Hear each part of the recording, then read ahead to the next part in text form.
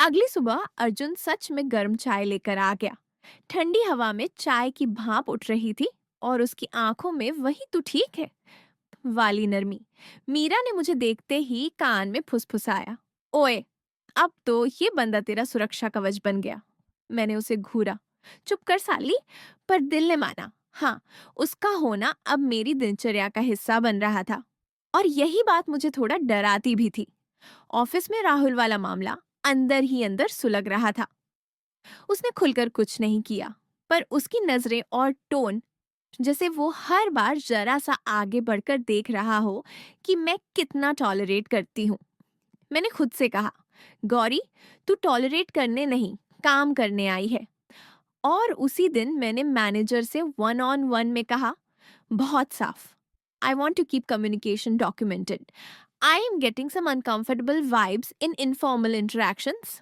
Manager ने ध्यान से सुना, बिना जजमेंट, और बोली, noted, you did the right thing. If anything escalates, tell me. उस जवाब से मुझे थोड़ा सुकून मिला। कम से कम यहाँ कोई मुझे ड्रामेबाज नहीं बोल रहा था। लेकिन असली तूफान ऑफिस से नहीं, घर से आया।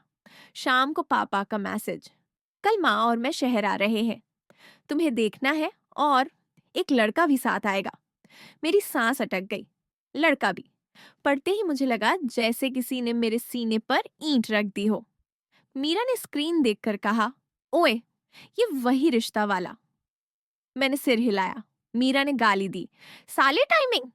और मेरे अंदर घबराहट का एक नया सैलाब उठ गया, क्योंकि अब मेरी दो दुनिया आमने सामने आने वाली थी। गांव का इज्जत वाला नियम और शहर का मेरी जिंदगी वाला सच। मैंने अर्जुन को कॉल किया। उसने उठाते ही कहा, आवाज भारी लग रही है। मैंने सीधे कहा, माँ पापा कल आ रहे हैं, और रिश्ता देखने वाला लड़का भी। उधर एक पल चुप्पी, फिर अर्जुन की आवाज बहुत शांत, तुम क्या चाहती हो? मैंने आंखें बंद कर ली। मैं अभी शादी नहीं चाहती, मैं अभी खुद को बनाना चाहती हूँ। अर्जुन ने कहा, तो तुम वही बोलोगी। मैंने लगभग रोते हुए कहा, पर पापा, वो दबाव डालेंगे। अर्जुन ने धीरे से कहा, तो हम प्लान बनाते हैं, तुम अकेली नहीं हो। मैंने तुरंत कहा, पर तुम सामने मत आना, पापा गलत समझेंगे। अर्जुन ने बिना बुरा माने कहा, ठीक है, मैं पीछे रहूंगा, पर तुम्हारा साथ नहीं छोड़ूंगा। उस पीछे रहूंगा में जो मैच्योरिटी थी, उसने मुझे और भी ज्यादा अपना सा लगा दिया। अगले दिन दोपहर में स्टेशन पर मैं उन्हें लेने गई। माँ ने मुझे देखते ही गले लगा लिया। उस गले में गांव की सारी खुशबू थी, तेल, हल्दी, धूप। और पापा ने बस माथे पर हाथ रखकर कहा, ठीक है। पर उनकी आंखों में सवाल थे, ढेर सारे। उनके साथ शर्मा जी का लड़का भी था। साफ कपड़े, थोड़ी अकड़, और चेहरा ऐसा जैसे उसे पहले से पता हो कि उसे हाँ ही मिलेगी। रास्ते में माँ बोलती रही, कमजोर मत हो गई, खाना खाती है। और मैं हाँ हाँ करती रही, पर दिमाग भाग रहा था। अब क्या? हॉस्टल में मीरा ने ड्रामा नहीं किया, बस चुपचाप एक तरफ हो गई। पापा ने कमरे को देखा, किताबें, लैपटॉप, नोट्स, और बोले, तो यही है तेरा शहर। मैंने मुस्कुराकर कहा, हाँ पापा।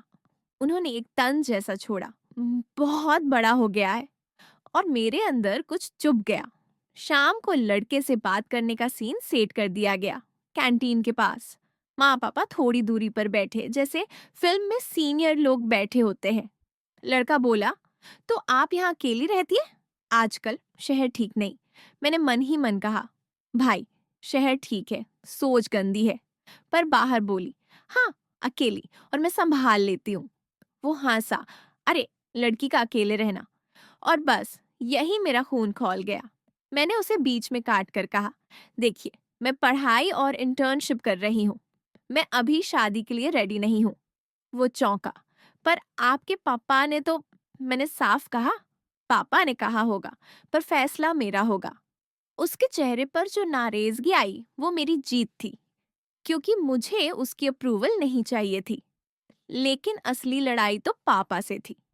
रात को पापा ने कमरे में आते ही दरवाजा बंद कर दिया।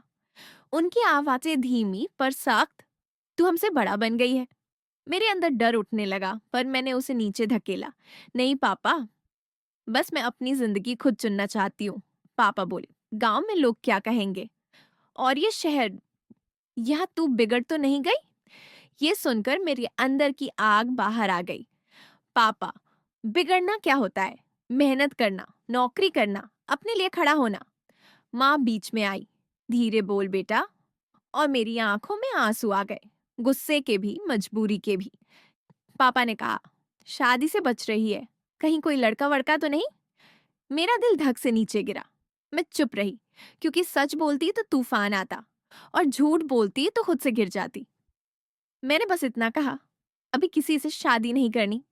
पापा ने ताना मारा, तो फिर किससे करनी है?